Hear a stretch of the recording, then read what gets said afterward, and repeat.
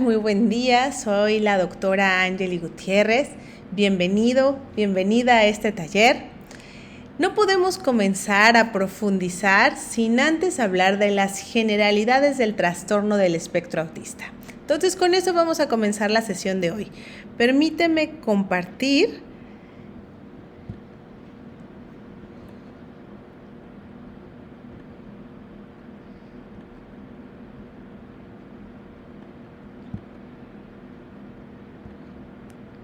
Ok, esta presentación donde para entender el trastorno del espectro autista necesitamos hablar de un tema todavía más amplio. Es claramente definido como un proceso del neurodesarrollo o una condición del neurodesarrollo. ¿Pero qué es el neurodesarrollo? Mira, es justamente el proceso en el que nuestro sistema nervioso se va desarrollando. Aquí abajo podemos ver la edad o el tiempo de gestación. Yo sé que está en otro idioma, sin embargo, la parte que quiero mostrarte es el cerebro. Y esto es en un formato macro. Pero, ¿qué sucede en el interior? Si pudiéramos hacer un zoom en el interior de esto, lo que veríamos sería la formación de conexiones neuronales. Esta imagen nos muestra a dos neuronas de forma central y conectadas estas a través de diferentes ramificaciones, y esta es la manera en la que el cerebro transmite la información. Esta información es eléctrica, por eso generalmente se pone con estas lucecitas, pero también es química, es decir, es a través de sustancias. El objetivo de esta charla no es entrar en tantos detalles, sino justamente usar la terminología más sencilla para que te quede muy claro. Entonces, lo que sucede es que se van formando esta clase de conexiones. Y esta clase de conexiones es algo que todos tenemos diferente. Entonces, algo muy importante es que la neurodiversidad, es decir, que todos tenemos esas conexiones en nuestro cerebro de una forma particular, tal y como tenemos nuestra huella dactilar. Tú sabes que a pesar de que todos tenemos dedos y que todos tenemos esta huella, es tan específica y tan única que nos permite identificarnos a nivel mundial. Y de hecho se usa como esta característica de identidad. Bueno, si pudieras así ver el cerebro y pudieras ver estas ramificaciones, verías esa diferencia entre todos. Todos somos neurodiversos, todos formamos una neurodiversidad. Nuestros cerebros están conectados de una forma tan única que hace que esto sea muy amplio. Ahora, ¿qué tiene que ver esto con el trastorno del espectro autista? Pues bueno, básicamente y en un dato muy general, lo que han reportado los artículos científicos es que el 70% de las personas, que aquí los marca como estos muñequitos amarillos, se comportan o sus ramificaciones no es que sean iguales, sino que estas ramificaciones responden con un comportamiento similar a los estímulos. Mientras que el resto se comporta o reacciona o responde a esos mismos estímulos de forma diferente. Y a esos se les llama neurodivergente, a los que a un estímulo reaccionan de manera diferente, y a los que reaccionan de manera típica o de manera esperada o de manera mayoritaria se les llama neurotípico. Y quiero de entrada que veas que esto es básicamente un término por mayoría. O sea que para este momento estamos hablando de que todos los cerebros de todos tienen conexiones diferentes, pero que se hizo una primera división en donde si a la mayoría responde, por ejemplo, a un estímulo de temperatura, con quitar la mano porque lo siente muy caliente, entonces todos los que hicieron eso se llaman neurotípicos. Sin embargo, a los que esa temperatura no les quemó, estoy poniendo un ejemplo burdo, se les llamó neurodivergentes. Y esta es la primera clasificación. El trastorno del espectro autista se encuentra dentro de las neurodivergencias, pero no es el único. Dentro de este bloque hay muchos, por eso aquí hay muchos colorcitos representando que aún dentro de la neurodivergencia, es decir, de los que reaccionan diferente a un mismo estímulo, hay muchos tipos. Nosotros solo nos vamos a enfocar en el trastorno del espectro autista. ¿Qué dice el manual de psiquiatría? ¿Cómo lo define? Bueno, su nombre completo es trastorno del espectro autista. Y yo sé que la palabra trastorno muchas veces se ha relacionado con algo malo, con una palabra que se refiere a alguien que está mal, a alguien que no sabe, pero en términos clínicos la palabra trastorno lo que quiere decir es que tiene signos y síntomas definibles y visibles. Entonces, esta palabra dentro de este manual no es mala, o bajo este contexto no es mala. Del espectro autista. Bueno, la palabra espectro quiere decir que es muy amplio, que es algo con muchas variables, con muchas matices, con muchas gamas. Siempre me gusta utilizar la analogía de cuando uno busca un color en la computadora y que seleccionas, por ejemplo, el tono morado y que dentro del morado se te despliega toda la gama de morados. Entonces, el espectro es como si tuviéramos todo el arco iris, pero que además dentro de cada color se nos despliega toda esa gama. Eso es lo que hace un espectro, más o menos, o eso es a lo que se quiere referir la palabra espectro. Y autista es una palabra que veremos más adelante a detalle, pero es como mirarse a sí mismo. Entonces, según el manual de psiquiatría, no todos cuadran en este cajón o no todos cuadran bajo esta definición, sino que tiene que haber dos características muy importantes. Una de ellas son las deficiencias en la comunicación y en la interacción social. Estas deficiencias van, recordemos que es un espectro, van desde aquellas personas que no comunican, y la no comunicación no solo me refiero a que no verbalizan palabras, porque la mayoría de nuestra comunicación es no verbal. El 80% de nuestra comunicación es lo que hacemos con gestos, con manos, con señalizaciones, es decir, que no utilizan la comunicación no verbal y tampoco la verbal. Entonces vamos desde las personas que no comunican hasta las personas que son súper parlanchinas. Entonces tenemos un amplio espectro. ¿Cuál es la diferencia con las que son súper parlanchinas? Bueno, que una cosa es tener un lenguaje verbal y tener una desinhibición social, y otra cosa es comunicar genuinamente el mensaje al que quiero llegar. Y el segundo punto es intereses y sensaciones fuera de lo común. Estos intereses y estas conductas que ellos muestran, o sea, que es la manera en la que manifiestan las sensaciones, van desde movimientos, desde intereses, desde cómo apilan, alinean, arreglan, desde las cosas por las que se interesan y cómo reaccionan a la alegría, al miedo, a la ansiedad. Si estas dos cosas se reúnen, entonces se dice que esta persona está dentro del espectro autista, que es algo en la que su conectividad desde niño, en el neurodesarrollo, como vimos en ese proceso, sus neuronas se conectaron de tal manera que entra, a mí me gusta siempre decir, en este cajón, es decir, que todo ese patrón conductual que vemos se puede definir por el trastorno del espectro autista. Es muy importante para este momento decir que no hay ninguna patología en esto, que no estamos hablando de algo malo y tampoco estamos hablando de algo deficiente. Simplemente es el conjunto de esta conectividad que se expresa a través de estas conductas. Evidentemente, no es el caso de todos. Muchos tienen asociadas al diagnóstico, tienen asociados al trastorno del espectro autista patologías que sí hacen más difícil la funcionalidad de los niños. Pero eso no es autismo. Por eso es esta parte de que quede muy claro la definición. Ahora, aquí Entre estas deficiencias o cosas que pueden ser fácilmente identificables son estos movimientos que se conocen como estereotipias. La verdad, son movimientos que todos tenemos, son cosas que todos utilizamos para autorregularnos y seguramente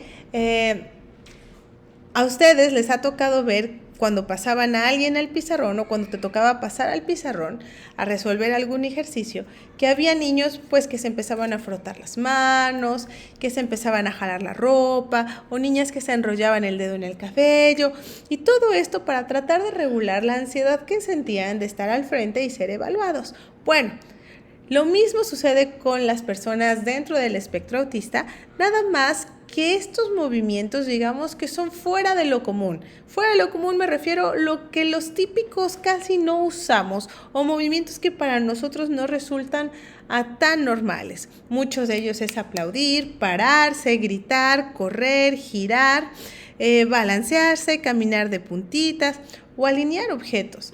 Dentro de estas también pueden tener mucha dificultad para entender los rasgos faciales o ya sea que ellos tengan dificultad para usarlos, porque acuérdense que entre las deficiencias de la comunicación está la comunicación no verbal y que pueden tener rasgos muy rígidos o muy exagerados o muy pocos rasgos para expresar si están alegres, contentos, enojados, tristes.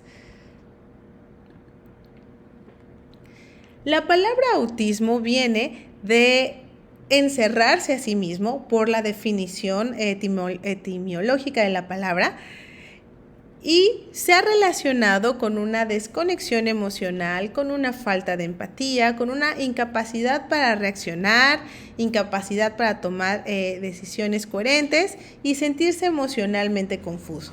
Sin embargo, todo esto ha perdido peso y esto es lo que de forma coloquial diría que le ha hecho muy mala fama a la gente dentro del trastorno y lo que hace que los papás tengan un entorno de mucha ansiedad al saber un diagnóstico, ya que se ha relacionado con todas estas ideas que son completamente erróneas.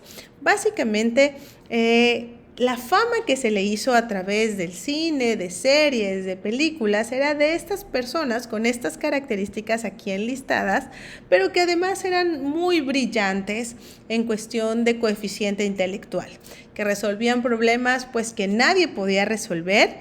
Y entonces, cuando vemos a alguien que no cuadra con esta lista y que tampoco es esa persona brillante, nos cuesta mucho trabajo entender que está dentro del espectro autista. Pero recordemos, esto es un abanico, es algo muy amplio y no habla de la falta de empatía, ni de la incapacidad para reaccionar, ni de tomar decisiones coherentes.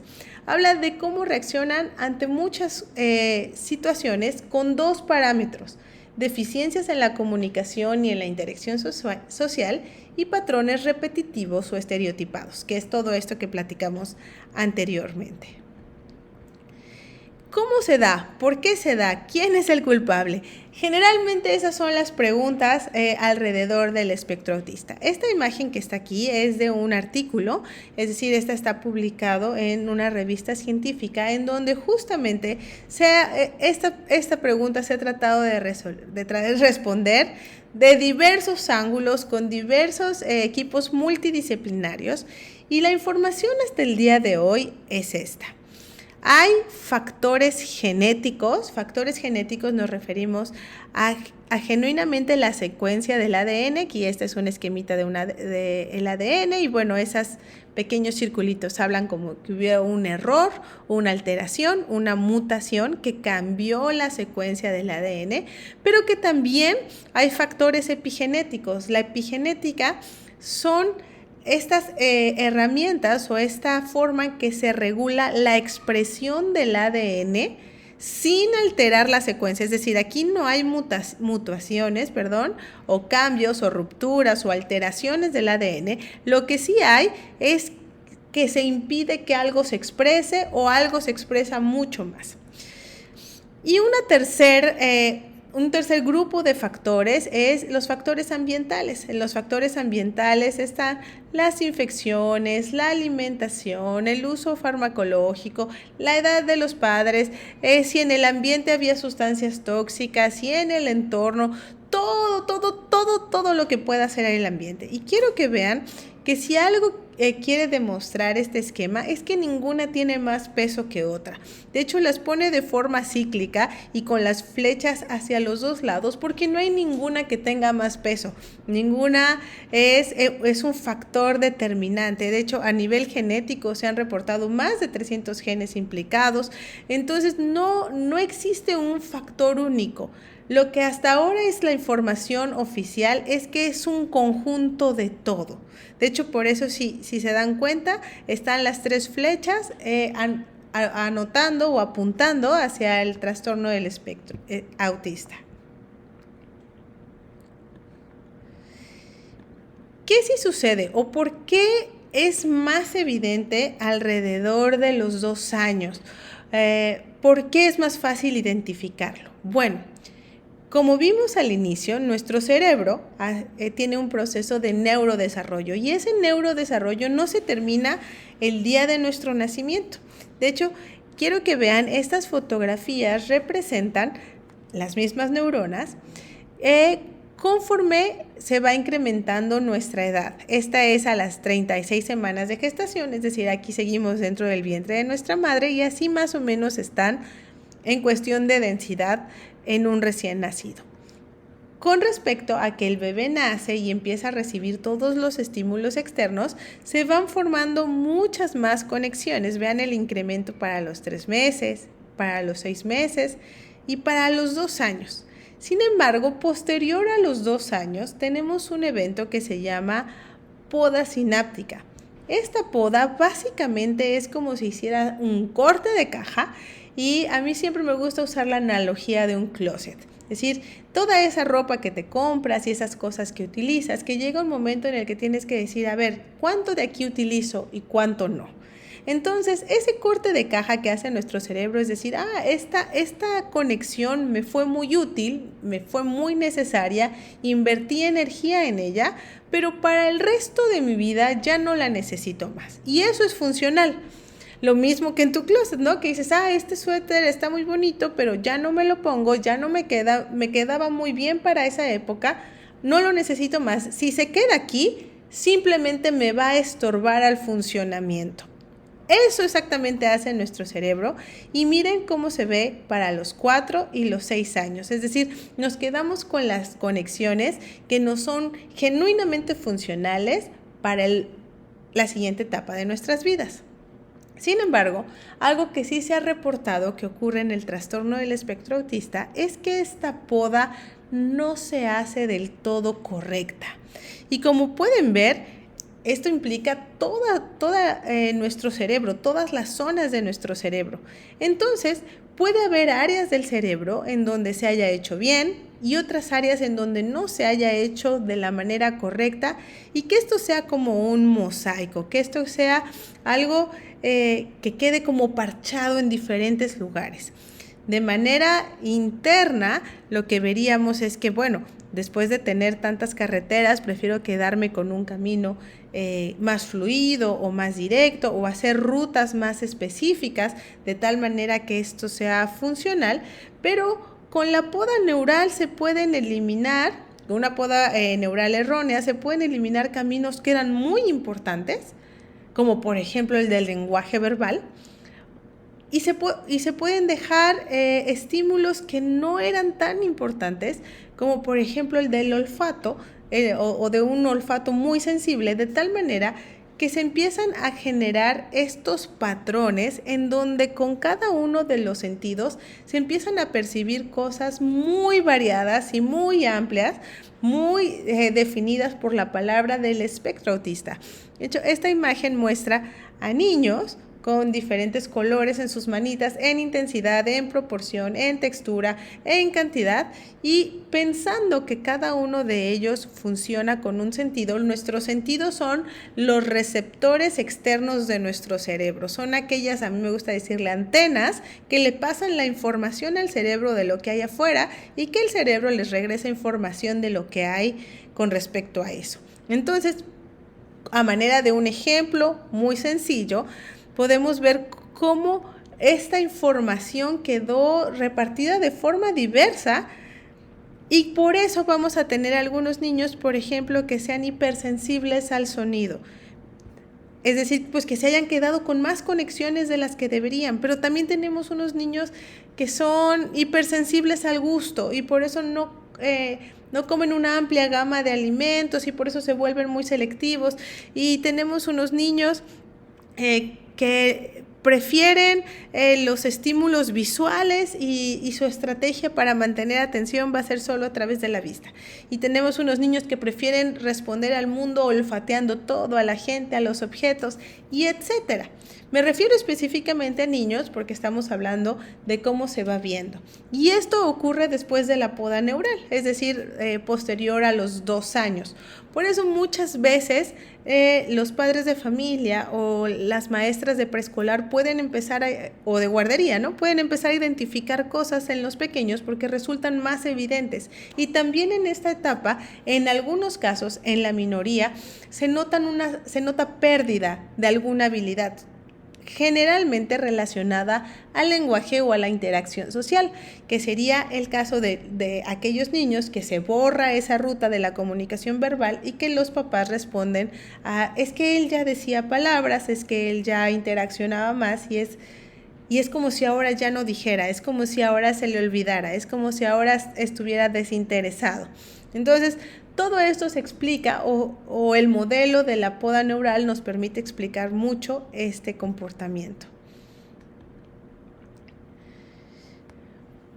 Por supuesto, no los sentidos clásicos que nos enseñan en la escuela no son los únicos. Tenemos 8 sistemas sensoriales y estos se encargan de dar diferente información a nuestro cerebro y también todos estos se pueden estimular de forma diferente.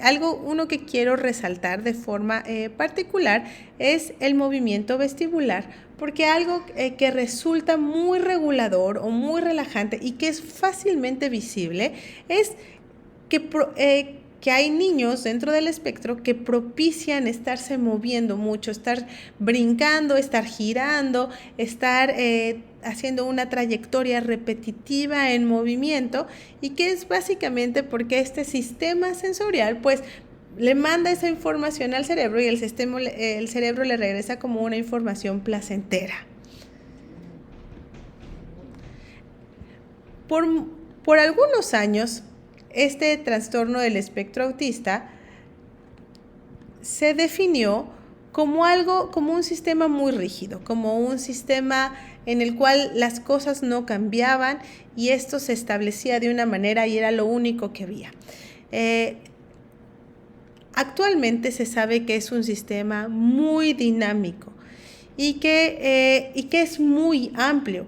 De hecho, se ha llegado a describir que no existen 2 personas dentro del espectro autista iguales.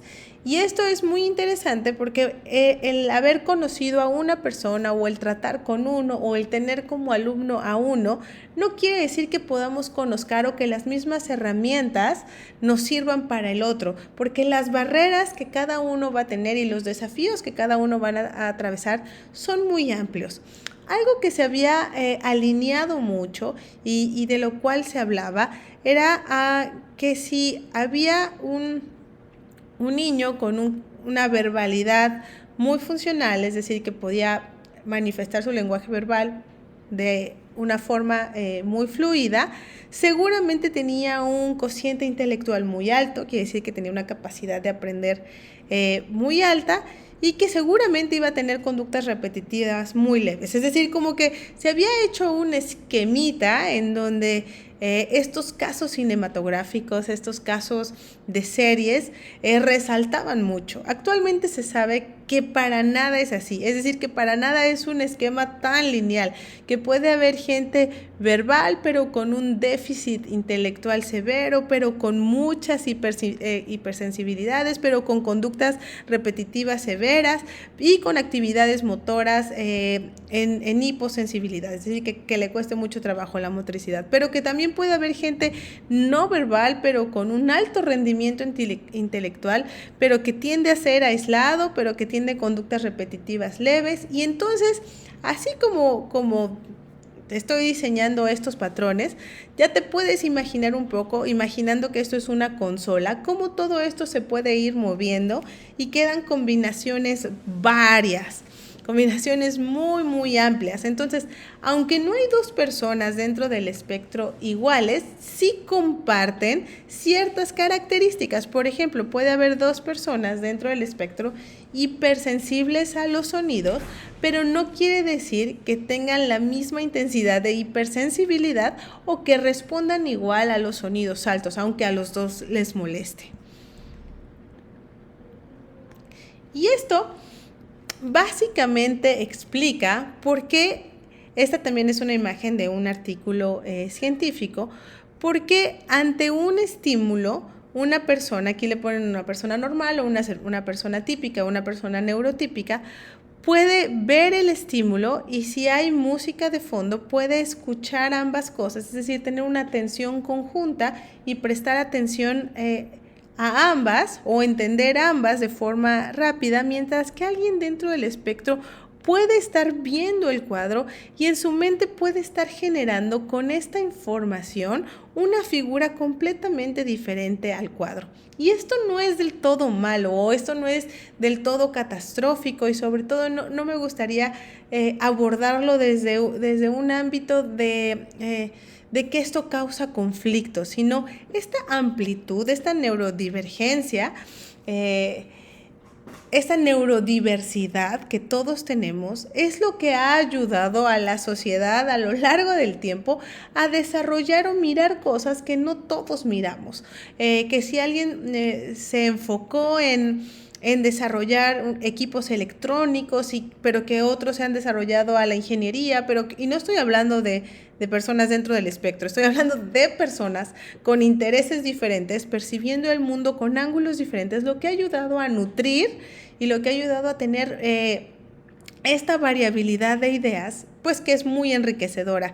Sin embargo, algo que tampoco puedo dejar pasar es que muchas personas dentro del espectro autista tienen desafíos muy complicados, que no son propios del espectro autista, sino de patologías, estas sí son patologías que tienen además de ser parte de esta neurodivergencia. En 1994, cuando se publicó el DSM-4, que es este manual en donde nos define el trastorno del espectro autista, en ese entonces existía el síndrome de Asperger y el trastorno autista, así esos eran los nombres oficiales de esa época, como dos condiciones o trastornos generalizados del desarrollo independientes. Esto lo explico porque generalmente hay personas en la actualidad que todavía tienen diagnóstico de síndrome de Asperger o que tienen diagnóstico de trastorno autista o aún un diagnóstico todavía más viejo donde se llamaba autismo infantil. Actualmente el síndrome de Asperger, el trastorno autista o el trastorno autista infantil ya no existen. De hecho, todo eso se juntó en trastorno del espectro autista, que sería el nombre oficial y sería el diagnóstico que aglomeró o que juntó o que tomó todas esas características en un solo cajón, por así decirlo. Y sobre el trastorno del espectro autista, tenemos 3 niveles de ayuda. No se habla de gravedad, no se habla de intensidad de autismo. Por muchos tiempos se dijo es un autismo leve, es un autismo moderado, es un autismo grave, o de que era muy intenso o poco intenso. Actualmente solo se habla de cuánta ayuda esa persona necesita, entendiendo que tienen desafíos diferentes. Solo hay 3 niveles, el nivel 1, que aquí lo ejemplificamos con ayuda, un poco de ayuda, el nivel 2, ayuda moderada, y el nivel 3, ayuda severa. Quiere decir que se necesita más ayuda. Estos niveles pueden ir variando a lo largo de la vida de la persona porque el autismo es muy dinámico y la ayuda que va a ir necesitando puede ir cambiando y eso no tiene nada que ver, uno, con el diagnóstico inicial y dos, con la gravedad. O sea, que tú puedas ver que alguien necesita ayuda, dos, solo quiere decir el enfoque o la fuerza o la energía que se tiene que poner para ayudarlo y no la gravedad y sobre todo no pensarlo como algo de que está estancado en esa ayuda o que siempre va a ser así. En realidad esto va a ir cambiando. Por ejemplo, una persona puede ser nivel 1 cuando es pequeño, cuando es un niño. Sin embargo, en la adolescencia, con todos los cambios hormonales, otra segunda poda neural que se viene, puede necesitar mucha más ayuda, puede ser un nivel 2. Y sin embargo, en su adultez, con todo, cuando todo esto se estabilice un poco a nivel hormonal, puede volver a ser nivel 1. Entonces, la ayuda, me gusta mucho usar una analogía en donde, por ejemplo, una persona alta, para los parámetros mexicanos, por ejemplo, que midiera 1,90 o 1,95, seguramente tendría muchas dificultades de viajar en transporte público, de subirse a un taxi tipo un Volkswagen Bocho, de entrar tal vez a calles o callejones porque los techos pues no son tan altos en algunos caminitos de los pueblos mágicos, y eso no quiere decir que esa persona tenga una deficiencia o que esté enferma, simplemente pues que va a necesitar ayuda porque su tamaño no está a proporción de lo que la mayoría de las personas mexicanas medimos,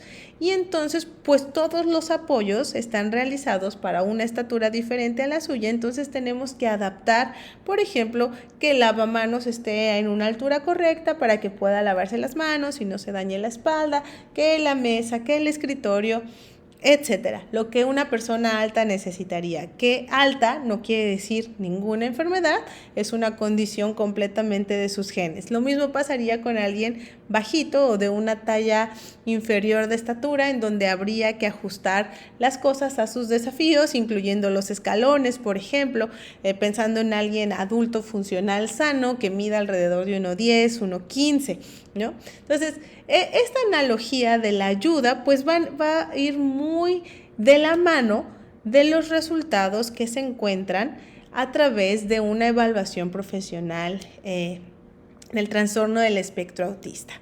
Entonces, bueno, con esto cerramos este primer capítulo, que es muy general, que es la primera aproximación para entender de qué se trata. Ya veremos y entraremos en detalles posteriores, en cosas más profundas.